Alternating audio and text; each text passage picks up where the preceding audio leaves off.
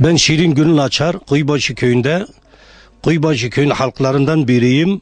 Bunlar ceyranımızı değiştirdiği bu güne kadar 2 aydan beri biz maalesef ceyransız kalıyoruz. Devamlı ceyranımız gidiyor. Nedeni ise bilemiyoruz artık. Maksus mu yapıyorlar, kasimi bu işi yapıyorlar, bunu da bilemiyoruz. Eğer mümkünse bu ceyranımızı düzeltsinler. Düzeltmiyorlarsa gelsin trafosunu söksün götürsünler.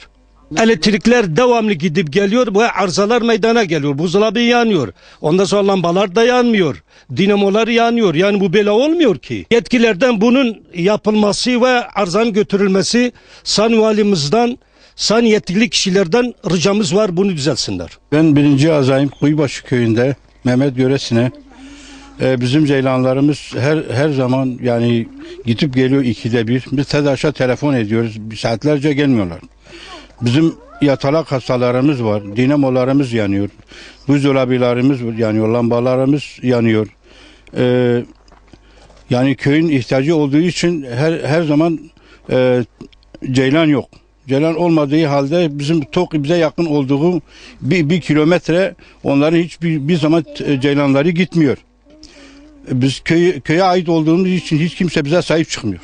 İleride yardım istiyoruz. Bizim TEDAŞ Genel Müdürlüğü'nde yardım istiyoruz. Bizim valide yardım istiyoruz. Ben Kuyubaşı köyünden Aydın Gönül Açar. 2 aydan